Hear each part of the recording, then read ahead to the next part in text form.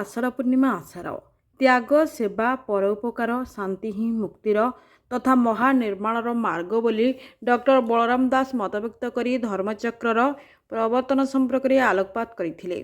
बौद्धचक्र आनुकूल्य अनुष्ठित सभार अध्यक्षता करते डॉक्टर बलराम दास।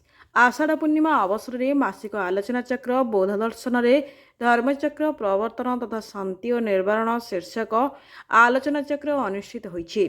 सभापति कहिथिले तृष्णा रहित शिरयुक्त जीवनाचार्य आचरण गृही जीवन में शांति और आनंद प्रदान करिथाए। प्रारंभरे बौद्धंक प्रतिमूर्ति रे दीप और धूप सह उमेश चंद्र दास बुद्ध वंदना करथिले। इंजीनियरिंग गिरिज शंकर पाढ़ी शरीर आरोग्य पई प्रार्थना करा जायथिला। संपादक रामवल्लभ महापात्र अन्य वक्ता माने यथा सुकांत कुमार पंडा विश्वनाथ मिश्र शांति और समर्पण ही मुक्ति तथा निर्वाणर मार्ग बोली आलोकपात करथिले। Bureau report Odisha.